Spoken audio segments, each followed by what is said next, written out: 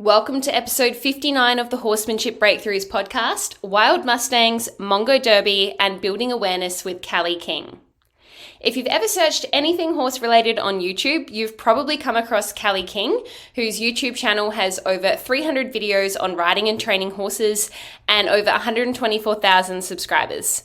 Callie has a holistic, science-based approach to riding, considering the health and soundness of the horse, the suitability of the saddle and tack, and the individuality of each horse and rider. Callie strives to create a positive learning environment for students and horses, always looking for ways to make learning fun and incorporate the newest information and research on psychology, behaviour, and learning into her teaching and training. Callie also publishes a weekly video blog and creates online courses on riding, training, and horse care with her global horse riding education platform, Horse Class, previously known as CRK Training. In Callie's own words, "Because of the horse, I am aware of myself and of others. Because of the horse, I have more patience, empathy, and forgiveness. Time spent with horses makes me a better person, one day at a time." In this episode, we discuss Callie's horsemanship journey from her humble beginnings with what she describes as boring horse riding lessons, to training wild Mustangs and starting the global horse riding education company Horse Class. The surprising difference between wild Mustangs and the domestic horses in their ability to return to relaxation after a startle. The importance of awareness, slowing down, and listening to the horse's subtle communication in training. A common cause of horse behavioural and health issues.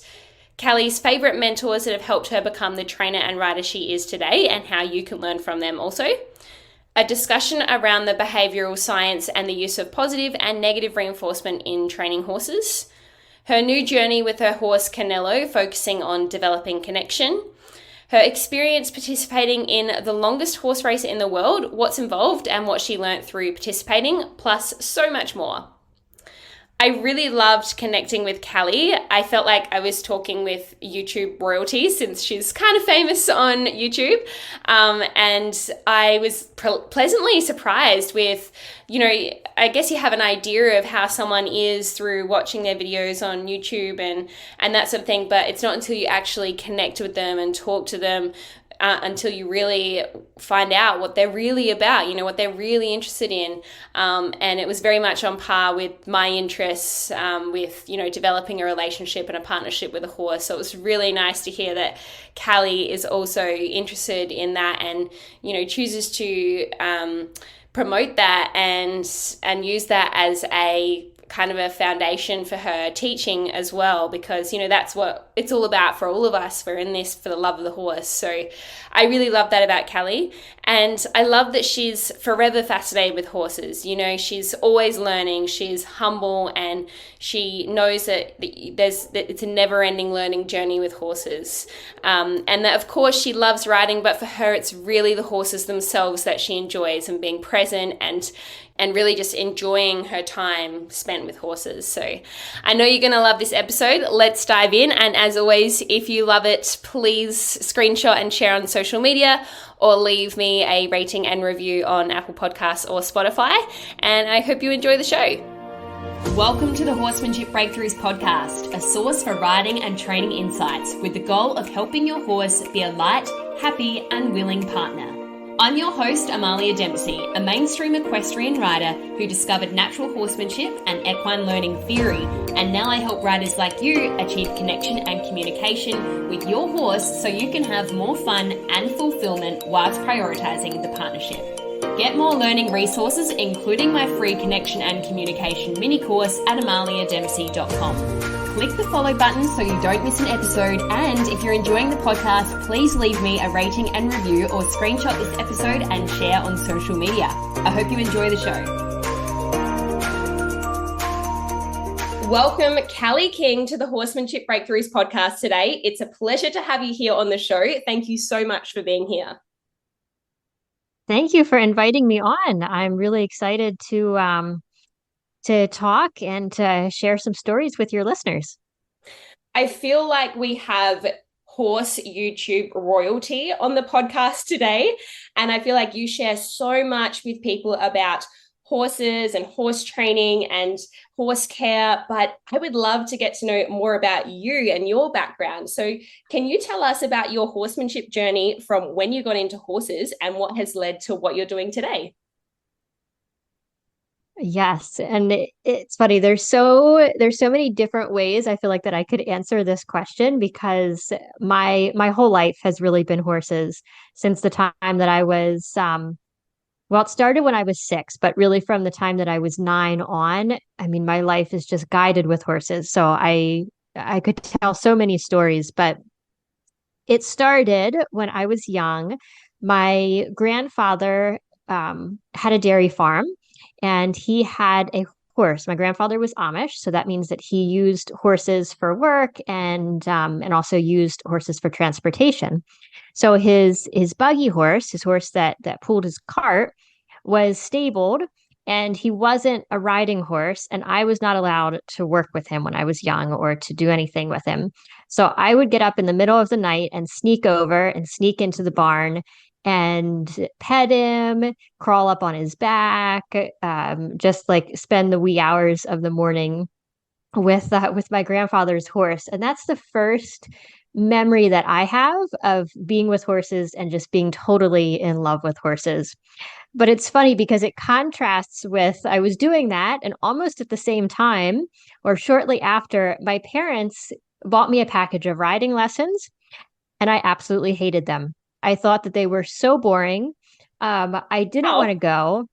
And, and looking back, I think that it had a huge influence on the way that I structure my own lessons, when I'm teaching and the way that I'm so passionate about education because those early lessons were just the stereotypical several of us riders trotting around the outside, the kind of brusque instructor, barking instructions at us, and it was not a good first impression of the riding.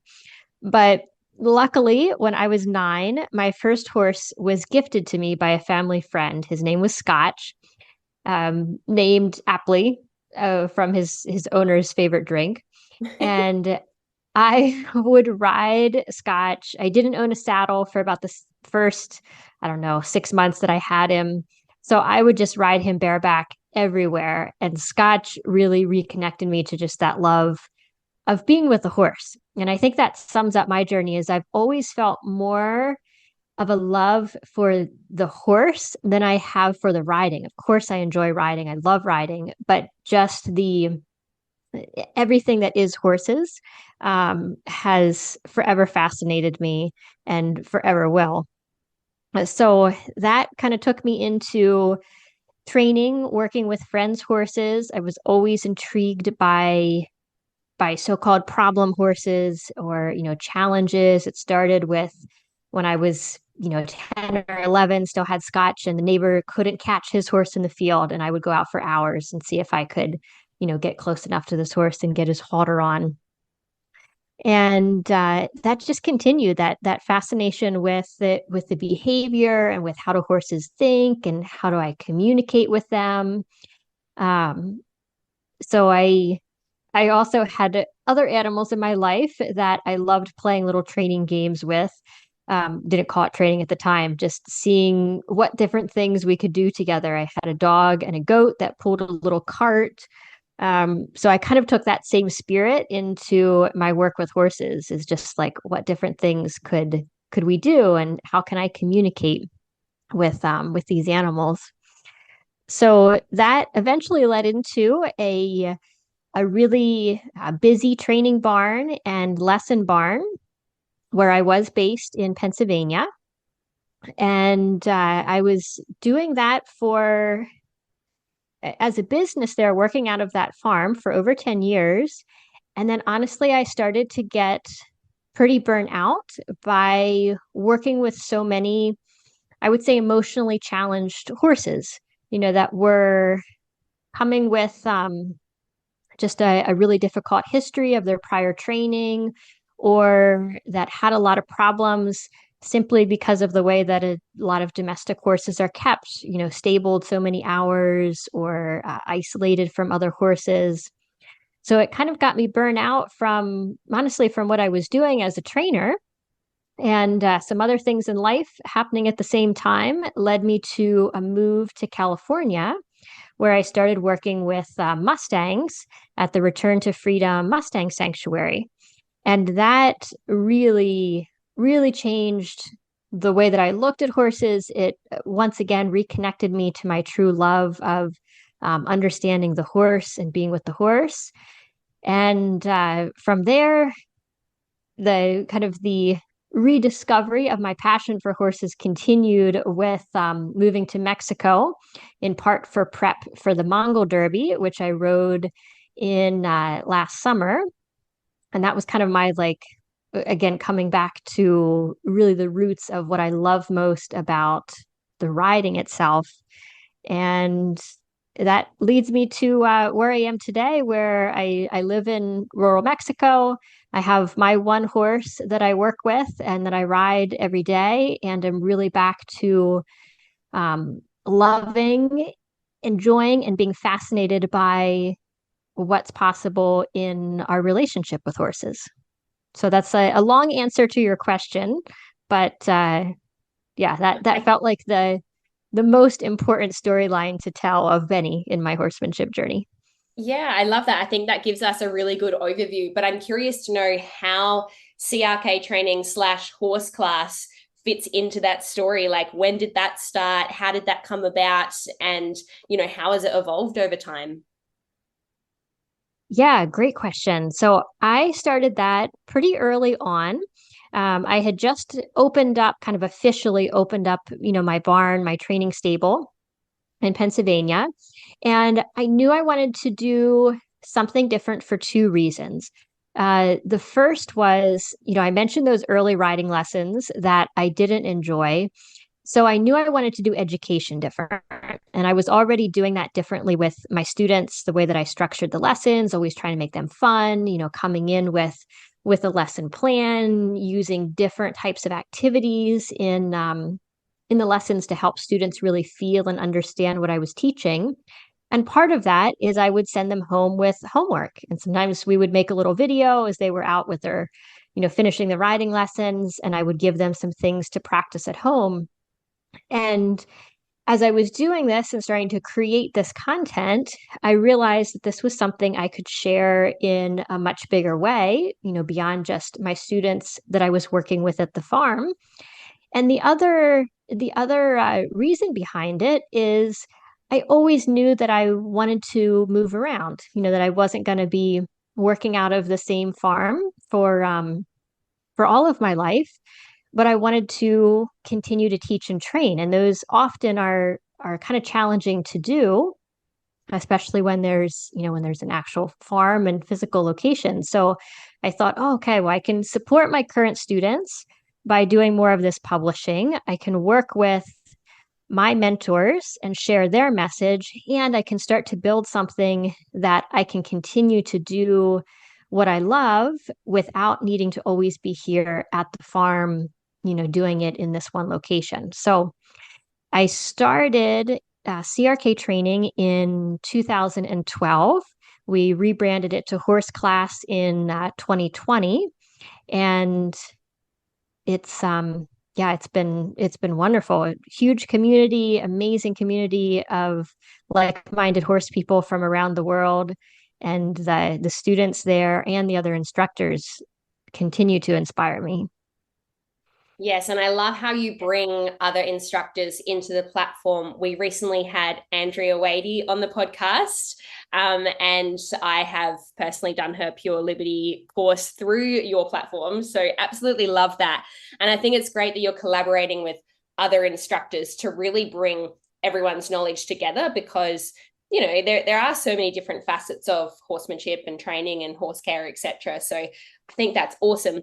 Earlier, you spoke about how the Mustangs sort of changed your view of horses. Could you tell us a little bit more about that and how you would summarize your training approach or philosophy with horses today?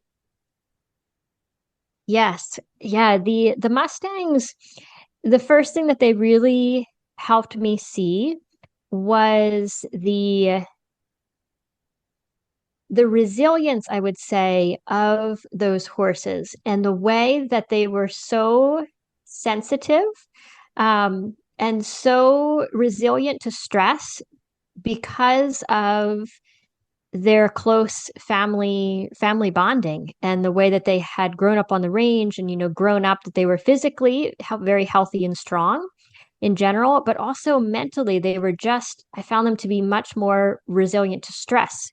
A big difference that I noticed, to give a specific example, is, there's a lot of our horses that we know, especially what we'll call the more, hotter, sensitive breeds, like the thoroughbreds, and some of the warm bloods, that when they are excited by something, when they're triggered by something, it can take a long time for them to calm back down.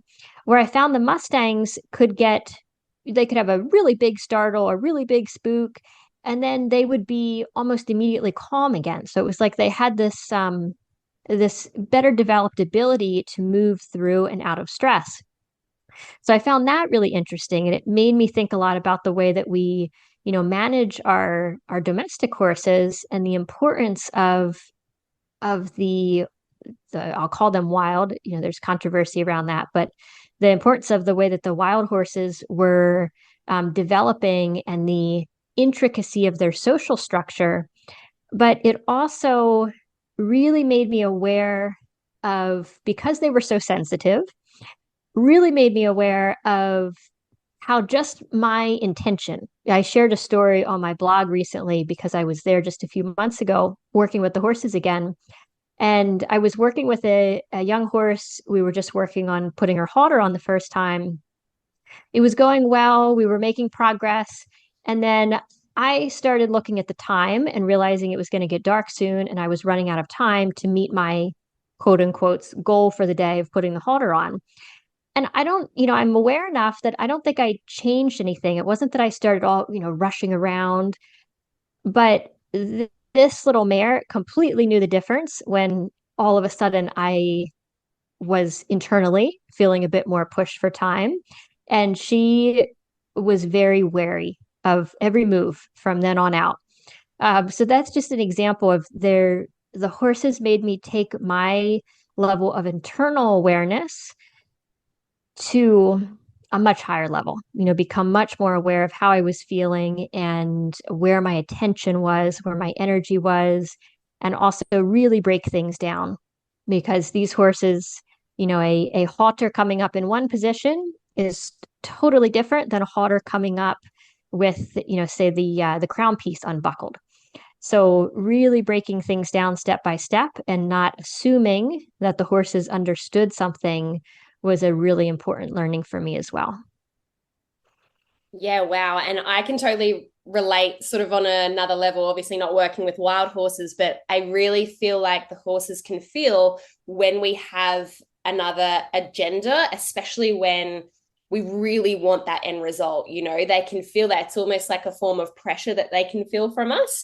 Whereas when you're more relaxed about the outcome, things seem to flow a lot more smoothly, and perhaps they feel a little bit less threatened by that. But I'm really surprised that the Mustang horses were better able to kind of self-regulate or get back down to a relaxed state after being spooked. That really surprises me. I thought the domesticated horse would be better at doing that. So why do you think that is?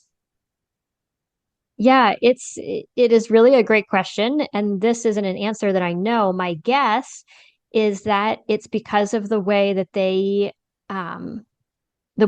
they have better social structure. So especially when they're together, they co-regulate. They can kind of, feel safe within their group. And I think generally because of that, like their baseline level of stress is a lot lower. Where for many of our domestic horses, they might have, totally depending on the horse, not speaking of all of them, but many have kind of a higher baseline stress. Mm. So it's more challenging for them to return to really that base level of true calmness. Yeah, that makes sense. And I'm sure you had many breakthroughs working with the Mustangs, but what has been your biggest horsemanship breakthrough to date on your horsemanship journey? Hmm. It's a tough one. Yeah, it is a really good question because there were so many of them came with the Mustangs, but I think recently it probably is with my own horse. His name is Canelo, and I got him here after I moved to Mexico. I've had him for just over a year, and he definitely teaches me. And I wouldn't say this isn't like a big breakthrough. It's just the it was another realization of how much I don't know. I've been spent many years training and working on behavior problems, and I'm really, really skilled and really confident at bringing in a horse, helping get them from kind of A to A to M, I'll say. Going through the basics, solving problems, going through basic level performance things. But with Canelo, where I'm really now pushing, or exploring is a better word, exploring what's possible in terms of relationship and, how much can we really get like just doing things that I've never done before, ground tying for long periods of time when we're out on the trails, doing liberty where I don't have any kind of round pen or any kind of small enclosure to work in, just those sorts of things Mm. that every day I'm learning. So it's not like one big breakthrough, but it's definitely been a really, again, a reminder of this is a whole new level of things that I don't know. And I have a whole lot more to learn. It's comforting to hear that someone like yourself with so much experience still has that kind of, I guess, beginner mindset where you never really reach a point where you know everything, like you're always learning. And I feel like the more experienced you get anyway, horses will show up that'll show you that actually you still have a lot more to learn. So seems to be the pattern. Mm-hmm. And yeah, it's that never ending journey. But I think it's sort of like, oh damn, so I'll never reach that point where I do know everything. Yes, yes, well said. And what's something that you wish that every horse owner would do differently? I would say Mm-hmm. slowing down and really working on being more aware of all that's happening. So awareness of ourselves is so important, I believe, with horses. Where is our attention? Where is our focus? Are we high energy? Are we low energy? What kind of emotion are we bringing to the horse? So there's that piece, but also then like the awareness of the subtlety in how horses can communicate to us. As simple as are they leaning away or leaning towards? Um, what are they consistently reacting to that is giving us clues about what they're understanding that we may or may not be intending in the session, and then also holding that and being really aware of the environment. And to me, when I'm around really great horsemen, I always see that their level of awareness is they're able to hold all three of those things, um, and really hold them. So they know what's going on, they know that horse, and they're also really in tune with themselves. So I think as a practice, that is probably the most important thing, and that can change not just our horsemanship, but every area of our lives too, to bring that level of really presence, um, to each moment. And I feel like just from watching your videos, you naturally have this really calm, soothing sort of energy. Is this something that you've had to work on? And how would you recommend others develop that and that level of awareness that you talk about really good horse people having? Yeah, I have definitely had to work on it. It's funny because I get a lot of people that send me really nice compliments of, oh, you're so patient. You look so patient with the horses. And I have really had to work on that one because I am by nature, I would say, not a patient person. I can be very type A, very like to see results. Let's go, let's go big and fast. So I really have to always tell myself to slow down, to look for the smallest little successes, and to really focus on the success. And to me, that's how I, at least in the training context, how I develop patience is because if I break it down really small and I'm focused on just little success, then I can be getting success, for me and for the horse moment by moment. And that is, then I feel like I'm moving forward instead of setting the bar really high and then getting frustrated if I'm not reaching that.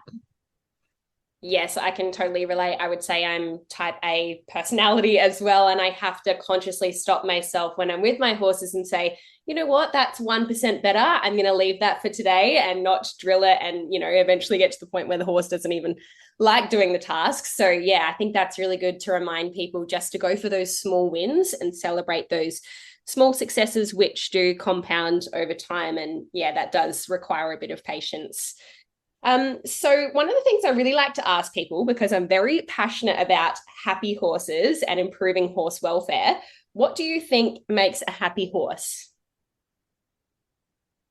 Well, I'm going to quote equine behaviorist Lauren Frazier on this one. And I'm not sure if this is originated from her work, but she puts it in a really easy way to remember, which is the three F's: friends, forage, and freedom.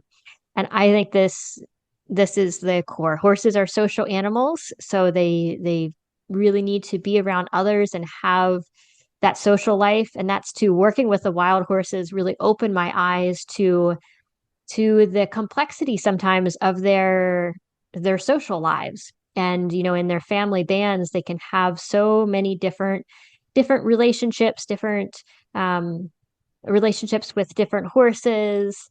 And it's not definitely not the simple pecking order that we're sometimes taught that horses have. And then their bodies are designed to be grazing and to have, lots of forage going through to be healthy.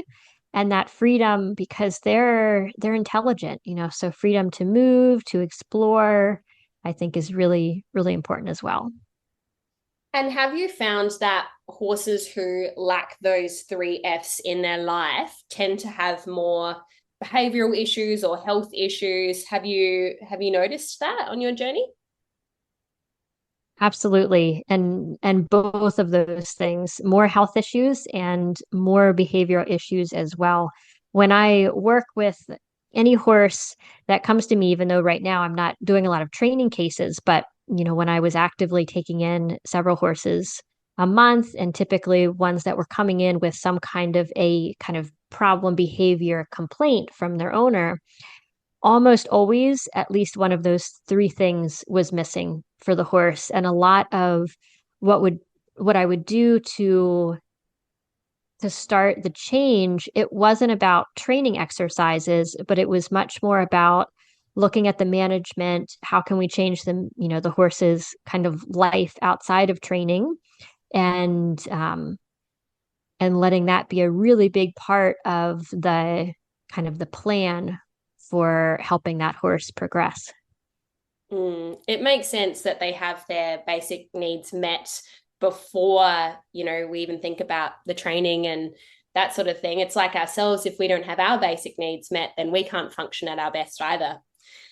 I would love to know from you, Callie, who your biggest mentors have been on your journey, and if you could have dinner with any three horse people, dead or alive, who would it be? Yes. Well, I've had so many mentors. Um, yeah, so many great mentors. I think the biggest ones, Wendy Murdoch has been a huge mentor to me in the way that I teach riding and really understanding the body of the rider and the movement of the horse. Wendy's a Feldenkrais practitioner, so she brings that kind of somatic teaching into the way that she teaches riding. And also, I've learned a lot from Angelo Telatine. Angelo is one of the first that really helped me bridge the gap. I was learning about behavioral science and exploring it with my dogs, and and some other species, my goats, my guinea pigs, but I wasn't quite bridging the gap to use it really effectively with my horses. And he really helped me understand, that bringing behavioral science in to, even really high levels of working with show jumpers and performance, not just problem solving or trick training. So that was really, really helpful. And yeah, many others. Basically, everyone that is a instructor in horse class was a mentor of mine. Patrick King, I was learning the in-hand work with him. I went to Costa Rica to study with Andrea Wadey and was so impressed by, her relationship with her horses there. So that, as I mentioned in the beginning, horse class was partly created out of selfish reasons because I wanted to study more with these people, with my mentors, and creating the programs with them and working so closely in order to kind of bring their teaching to life was a way for me to do that, and at the same time, have it to share with many others. Beautiful. So yeah, that's current horse people, the first part of your question. And then the Yeah. second part of you said three horse people, Yep. dead or alive, that I would love to have dinner with. Mm-hmm. So two are easy. The first is Robin Wiltshire. And many people don't know of Robin, but he was the trainer for many years of the Budweiser Clydesdales. So a lot of the commercials that you see with those horses doing amazing things, he was the trainer of those horses, Yeah, wow. and he works with a lot of different animals, preparing them for TV, for movie, for commercials. But his training is really phenomenal. And the second person would be Frederick Pignon. Mm-hmm. Um, Again, I've read his book, watched videos of his training, and really inspired by not only what he's able to accomplish, but just the way he speaks of his horses and of his work. And then the third is not a person that I know, but I envision if I could go back in time to someone that like lived with their horse. Like I'm picturing I don't know, maybe like the early nomadic people of Mongolia, or a new world explorer, someone that lived with their horse and was traveling with their horse. And I just think it would be so fascinating to see how the kind of bond that would develop with that lifestyle, and and the way that they would interact with their horse. Yes, I think that would be really interesting. And two things come to mind when you were speaking about that. There's a book called Wild at Heart. I don't know if you've heard of it, but it's about a story of a girl who takes, similar to Andrea, in that it's a journey across country with a couple of horses, and how that relationship builds over time. And then also Matthias Skyson, who I had on the podcast, he's done some similar journeys where he's literally lived with his horses out in the open for extended periods of time. So I think you'd find him really interesting. And when you were talking, I specifically about working with other species and connecting that behavioral science in. I was thinking about a question I used to ask people on the podcast, which is, what are your thoughts on positive versus negative reinforcement? But now I don't really see it as a versus, this or that. But I'd love to hear your thoughts on operant conditioning in general, and what kind of reinforcement you use in your training. Yes, I am with you in that the more that I study the science of it, and the more that I work with horses and with other animals too, the more I see that the lines between like positive reinforcement, negative reinforcement, sometimes it's really clear, but a lot of times to me, it's not as clear as, okay, we're only working with one or we're only working with another. And that goes for any of the quadrants of operant conditioning, because I like to say, if we're working outside of a Skinner box, if we're working basically outside of a lab setting, then there's so many different factors that can be coming in. So generally speaking, I really like to use positive reinforcement wherever I can. I like that the horse is working, for something, that they're motivated by working for something. But I definitely use negative reinforcement as well. And I don't believe that that one is ethical and another is not ethical, or that it's a good or bad, but it's about understanding them and having them as tools in the toolbox, that they help us understand how communication happens, how learning happens, but not getting overly concerned with only using one and completely avoiding another. Yeah, and I feel like with, humans, horses, any species, there's always multiple, well, there can be multiple motives for behavior. So it would be really hard to try and use one, I guess, form of reinforcement purely because, yeah, there are many factors and nuances involved. So I love that you mentioned that. Now, this next Mhm. question is one of my favorites, and it's what has been your best horse-related purchase in the last 12 months?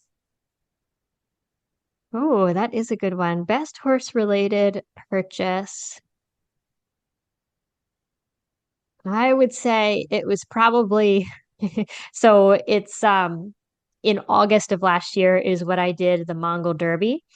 And I purchased like 2 days before I left.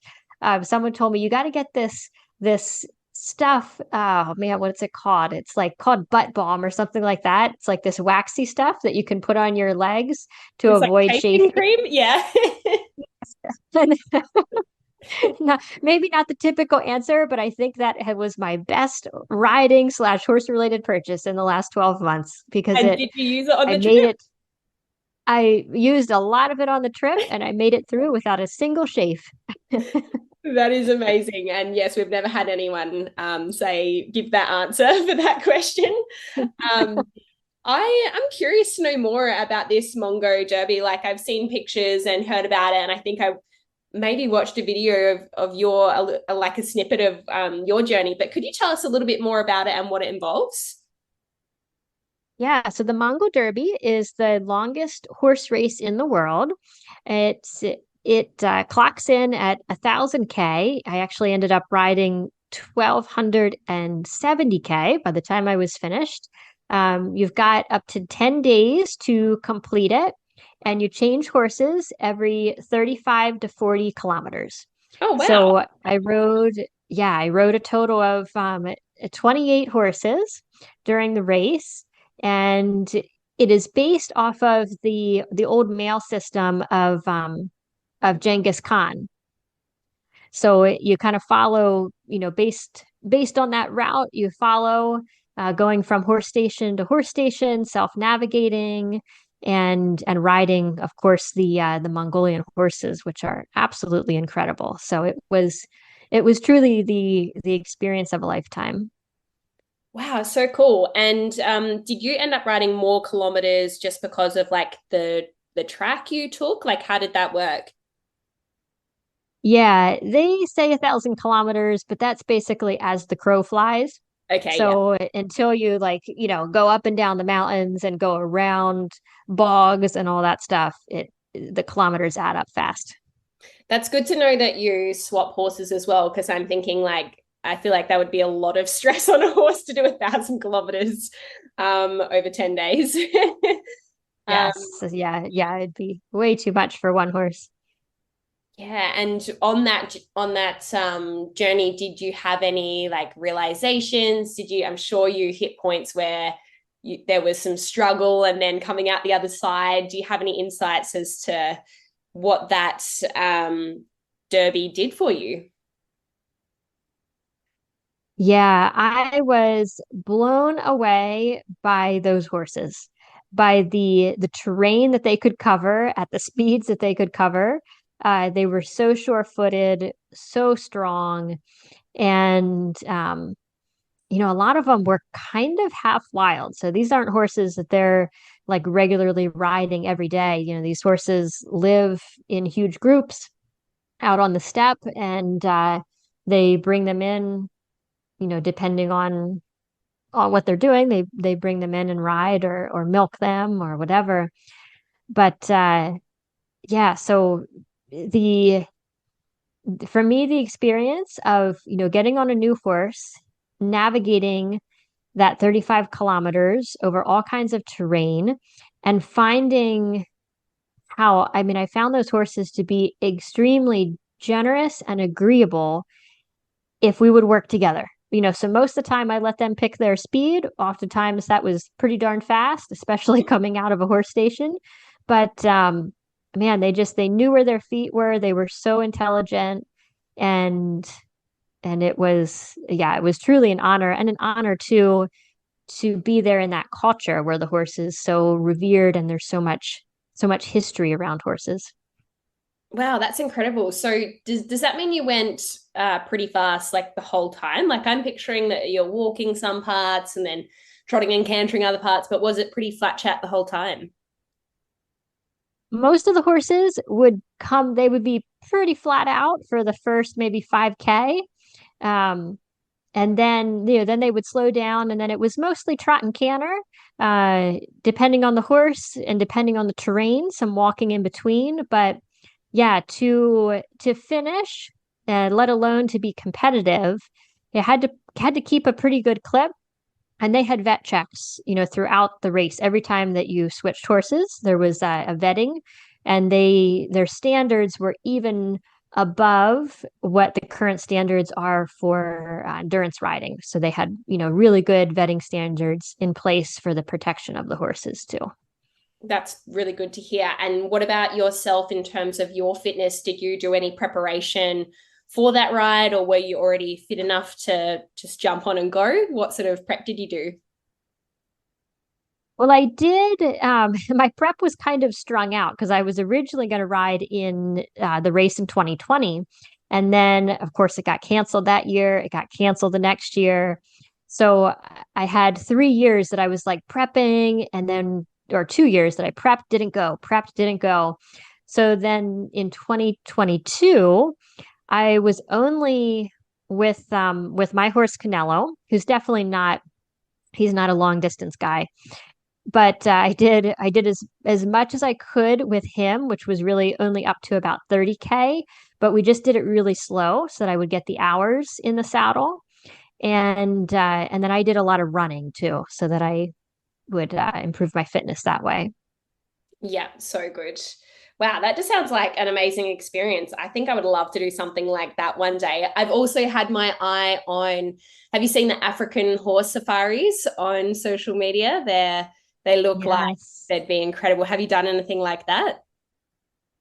I haven't, not yet, but yeah, anything to do with riding and exploring the world, I think there's no better way to, get to know a new place than to be there on horseback. Definitely. Now, I feel like you're a bit of a horse nerd like me. Do you have any favorite horse books or resources that you could recommend to our listeners? I definitely do. And, I'm going to recommend the two most, what I feel like are required reading for any horse person. The first one is Centered Riding by Sally Swift. I feel like that is just a textbook for good riding. And then the second is called Don't Shoot the Dog. Mm-hmm. And funny name, but basically it's like a primer for understanding behavior and understanding training, operant conditioning. And it's written by Karen Pryor. It's written in a way that's really easy to understand, easy to read, and I think it's a great book. Yeah, I love that you mentioned that book. I found it quite dense. Like there's a lot of information in there, but I really like that you mentioned it because it's not like a classic horse textbook, so to speak. But I think it gets people thinking outside of the sort of traditional I guess, methods of being around horses and really getting them thinking about, how are the horses learning this? Why are they responding in this way? So, yeah, that's good that you recommend. Mhm. And yes, centered riding, absolute classic Sally Swift. I think there's an updated version now. I think I've got both in my library. I'd love to know Mhm. from you, Callie, what is your ultimate goal with horses? Yeah, I would say at this point, I really don't have one. And I'm enjoying it that way because I'm a goal setter. I'm, like I shared earlier, definitely tend to be a type A person. And in the past have always had goals of, okay, even though it wasn't competitive goals for me with my own horses, it was like, all right, I want to be, jumping 4 foot through the grids, or I want to be doing this liberty trick or that thing. And recently, as I'm working with Canelo, I would say my goal is more the sense of connection that we can develop. And that I have not yet felt like putting a clear objective on it. Hmm. It just kind of feels like going out there, spending the time, really being present in that time, exploring lots of new things, and seeing what develops out of it. I love that. And are you using some of Andrea's Pure Liberty work as a part of building that connection? Definitely. Yeah. Andrea's Pure Liberty course is amazing. To me, it's like a foundation for creating that bond. And then you asked earlier about positive and negative reinforcement. I've been using a lot more positive reinforcement, kind of expanding the different things that I use that for. And yeah, and kind of seeing again, playing with, how do I combine that with clear pressures, kind of clear pressure cues, and working mostly in very open spaces. Very interesting. Are you Yeah. going to be updating people on your journey with Canelo on social media, or is this just something that you keep to yourself? Like, how can we find out more about your journey with Canelo? I I would say not yet. I'm doing some documentation of it, but I think I will put it out later. And to be honest, the reason why is I'm in such a exploring mode that I don't want to.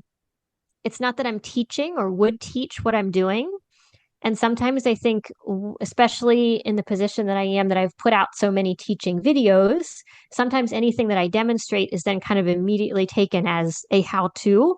Yeah. And right now I'm in the mode of like, wow, I might have tried that for a week and it really didn't work. So, not something to follow. Yeah, So, and I'm sometimes just, it's nice just to have that kind of pressure off as well, where you're free to explore and experiment without feeling like you've got to teach it, so to speak.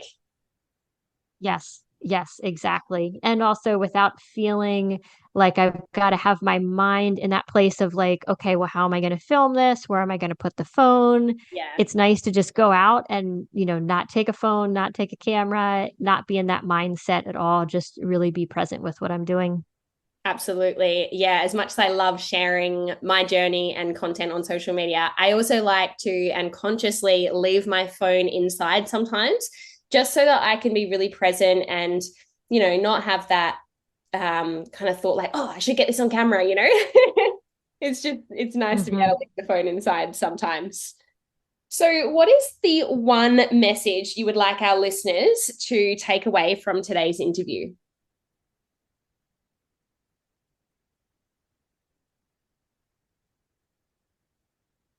I would I would love for people the next time that they are with their horse to just take a few moments at any time, whether they're just going out to their horse, whether they're in the middle of the ride, but just to really slow down and take it all in. An exercise that I love is so simple, but I do it all the time.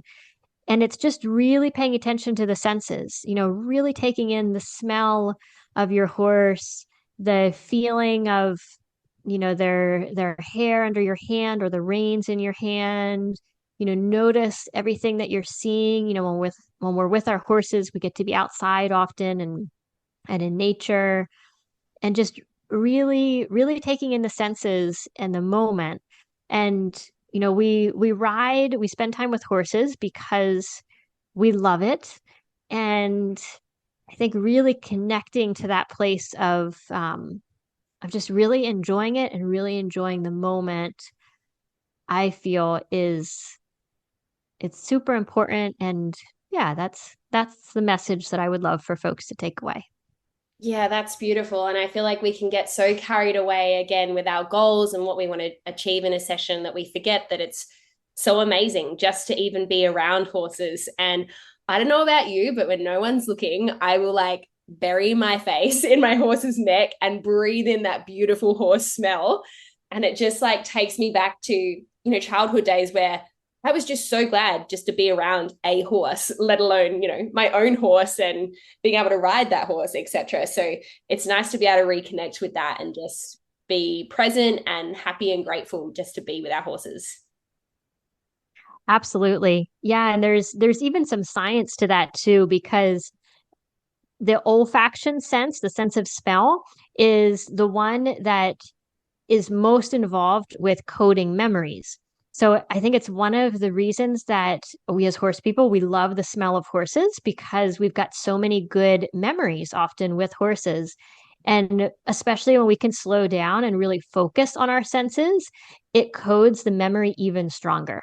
So Wow, it's there you it's a go. fun thing that I love to do, is like capture a moment in the senses, and you can code it forever.